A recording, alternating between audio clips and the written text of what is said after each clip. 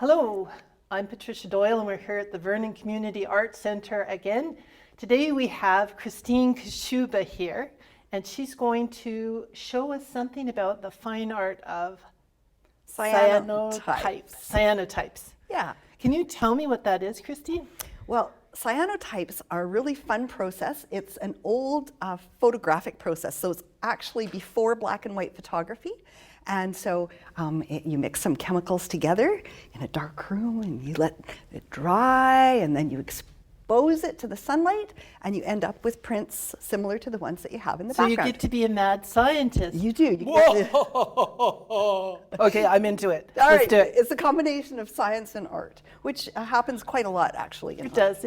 So there's in the cyanotype process, there's two chemicals, and they sound really nasty, okay, but they really aren't. So it's potassium ferrocyanide and ferric ammonium citrate, and those are the two chemicals. So they come in two separate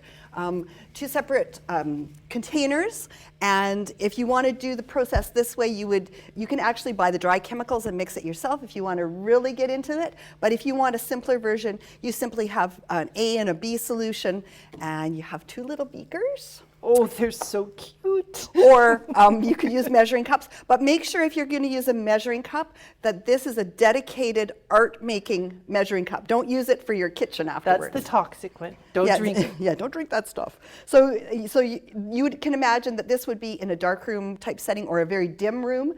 You wouldn't do this in bright light like we're doing today, but to give you an idea, it would go something like this. So you would put equal parts of this solution into these two little guys. Do they smell?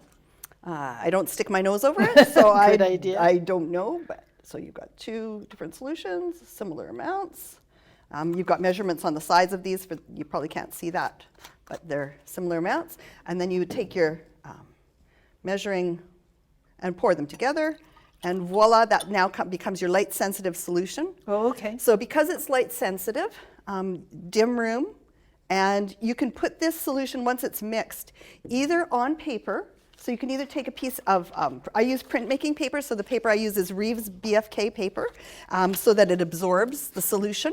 Or you can use any natural fiber, like a cotton, a linen, any of those kind of natural fibers, and you can paint or pour it on here. And because I didn't remember to bring a paintbrush, we're going to just use my finger. So we put a little bit on there and then just spread it around. And you can see it's this lovely lime kind of green at this point. So this solution then sits in the dark room till it's dry, usually overnight. Okay. So we would set our little piece of paper. And usually when you mix up a batch of this, you would have a number of pieces that you would paint at the same time and let them sit in the dark room overnight. Until they're dry, or a couple hours. If you're in a hurry, you could do it in the morning, let them dry, and then do Can you accelerate the drying with it? No, it's better if you it just has to naturally dry, and that way it absorbs in. So to give you the idea of that, this is my dark room. So this is my dark room. So I did these at home and brought them in a photographic bag, so a light proof bag. And I did it in my studio. I do it on cardboard. And so here you can see now we have the bright kind of limey green. Yes. And because as soon as you expose it to light, they start to develop. So I'm just going to turn one over. So as we're working on one, it doesn't start to change the develop. So let's say I wanted to put on this one, I wanted to put a feather. And I wanted to put this lovely little piece of dried grass, something like this. And I have, a little thing of dried berries with a little bit of a leaf to them. And then if I'm going to take this outside and put it into the sunlight to expose, oftentimes there's wind or breezes or things that happen. So if you want the image to be a little bit fuzzy, or say like this one where it's quite soft, yes, then you would leave these just the way they are. If you want the image to be quite definite, like and that crisp part, then you would take a clear piece of glass, one that does not have UV in it. That sounds like you learned that one the hard way, did you? Well, no, but I just know that if it has UV protection. UV protection in the glass, then it's the light that activates the chemicals and turns the color. Okay. So if you have a piece of glass on it that prevents that, you're not going to be happy with the results. And so regular clear glass will accentuate the detail. Yeah, what it does is it presses it down tight to the surface so that when the image is being developed, that because it's tight to the surface, no light can get underneath it. So what happens is now that we've got this, we would take it outside into the sunshine. And when we do that, the light starts to activate the chemicals. So in a bright sunny day, anywhere from 20 minutes to an hour, depending on just the strength of the light. Okay. So we've got our dry piece, we've put our objects on it, we've put it out in the sun, and this is not exactly the same. It's close. But this will give you an idea. So then you would take your glass off, you would remove your objects, and then here I've also put a piece of like a metal grid. And so I've got a couple of natural things. So I've got a couple of feathers and then a feather like this. Oh boy. And so you can see where the feather was tight against the paper, it's much more of a definite image. And where it was off, it's not. So I'm now going to take this, we're going to wash it in a bin of water. So I'm just going to bring the bin of water over. Okay. So you can imagine this is your sink at home. Also, be careful what sink you use. It should be a sink like a sink that you're not going to be washing your potatoes in the next 10 minutes, or it shouldn't be probably a kitchen sink. It should be like a laundry room sink or bathroom sink or something and so you're going to take your image, and you can see here it looks, the limey green is the undeveloped chemical. That's going to become the white. Okay. So we're going to put it in here, and we're going to wash it. And as you wash it, that undeveloped chemical comes out. And so you can see it's starting to become white. Yes. And as we continue to wash it, and really I should probably have put rubber gloves on to do this, or have a little scrubby. But you painted that on with your fingers. Yes, a little scrubby, but I mean, we are telling people how to do this, and really, yes. I should probably have used just a soft brush, or ordinarily I would just run this under the water, right? So you can see that the image is starting to develop, and because I had that frame with the grid on there, so it's a little bit abstracted. So the center of this is not as as definite. And so that's one of the things about this process, is you cannot really predict what it's going to look like. You might have some ideas. The more you do it, you have, okay, if I put this tight to the paper, that's going to be the most definite image. But you can't really know. And so oftentimes you'll have to, pick the part of the image that you like. That's right. Just like in other things, like if you do a painting and you don't like the whole painting, you might just pick a part of the painting you like and turn use it into that. greeting cards. Yeah, that's right, or whatever. Or mat it down and then find the part that you love and use that as your art piece. That's right. So here you can see the feather that was underneath. You can see where part of it is quite definite, but part of it is obscured because this big frame that was on the metal. So another time, if I did another image with this, I might decide not to use that frame, just to use the wire without the frame, or to use, because for the visual texture. Yeah, or take this feather and put it down in here somewhere where it would be visible, the whole feather would be visible. Right? On this side, you can see that this feather, because it was underneath the frame, it was tighter to the paper, yes. And so it's more a more definite kind of image right in there. You can see what that is. And do you usually use natural other than the screen? Is that what your preference is? You do not have to use just natural objects. Okay. You can actually create stencils, or you can use, this is a transparency that I developed from a photographic image. So I took a photograph, took it and put it into my computer, reduced it to black and white, and then printed it onto a piece of transparency. Yes. So then this image becomes the block for the sunshine. Blocks the sunshine, and then this becomes the cyanotype. Oh my word. Okay, so this piece was on here, yes. Like this. What was that image of? This is some logs. I went out to the Tolko log yard and took some pictures, and so these are some of the logs out at the Tolko yard. And you've abstracted them to the point where no one would know what it was. Yeah, so It's so that one is just a interesting image with a variety of lines and shapes in it. And you could actually take a stencil, and if you're using something that will block the light, like say wax pencils that you use for like writing on canning or that sort of thing, you can draw on here and create. Sure, because it would be a block. Yeah, so here's another one, similar idea. This one is even probably more difficult to see on the transparency. Here, let's do that so you can kind of see it. Ooh. So that's the end of a log, same idea.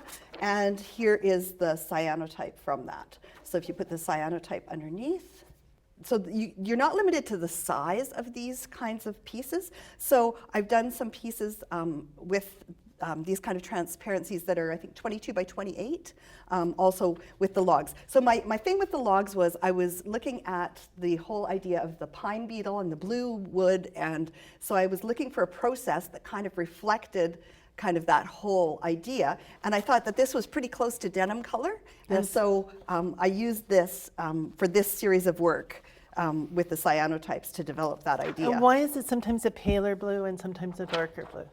So just like you're not really sure what the image is going to be like, it depends on what kind of paper you use. Okay. How much of the chemical are absorbed into the paper. How saturated it is. Yeah, how saturated it is, but also how long you expose it, and when you wash it, how long you wash it.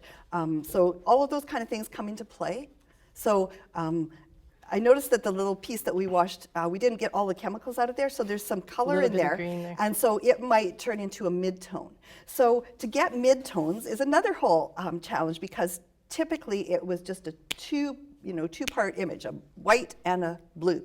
But what I did in some of these, like this frond one, for example, is I actually walked around my yard with cardboard to find a shadow that I liked of this plant, and so I snipped off a couple of pieces of the fern, put them tight onto the paper, but then I laid it in the shadow. And so as the sun was developing it, of course, where the shadow is, the light is diffused. So you get a mid-tone. What was that? That's it's a rose. Wild rose? And so the rose, and then the same thing, the mid-tones in the back were the shadow of the rose.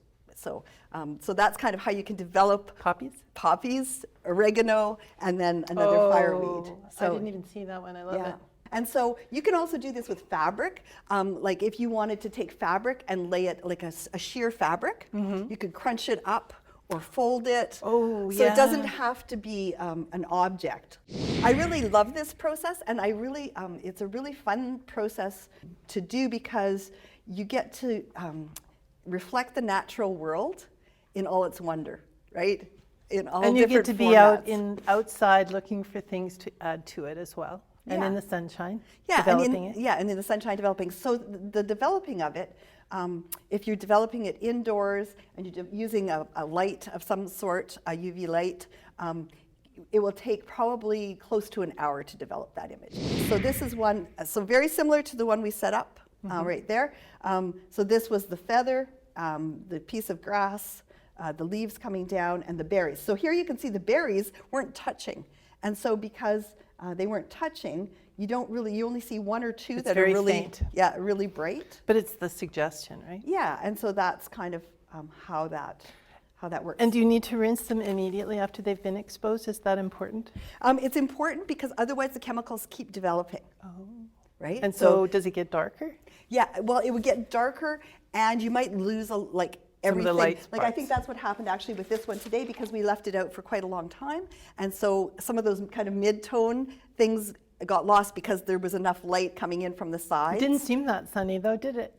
Yeah, I know, but just the length of time. So there is kind of a system to how long you leave it out there, and really you can tell how done it is because it changes color. So it changes from your lovely limey green. You can see the one that we just set out there earlier. It's now kind of a mid-green, and then it'll turn kind of a darker green, and it gets kind of to be kind of a bronzy color. And when it's kind of that bronzy color, then you know that the chemicals are kind of used up. Okay. If you have young people and you want to do something pretty simple, you could even do something like, it's just a solar print kit, and it comes with pre-treated papers. Oh, good. So you don't have to do anything with the chemicals at all. They come in a little bag. much like my little my big black bag. Yes. So there's a little black bag with the pre-treated pieces of paper in it. So you can see that the size of this, you're limited, right? Yes. To what you can put on these because they're quite small, which is why, of course, I like doing the Going other ones big. because you can go different sizes. But they do have these little kind of cute little things that you can kind Little of see what you're frames. going to do. Let's pretend this is our piece of paper, put it in Yes. here. And then you would put your objects. So we're going to put our feather. And you can also do little stencil things. Oh, fun. You can do all kinds of things like your Onion onions bag? come in or whatever.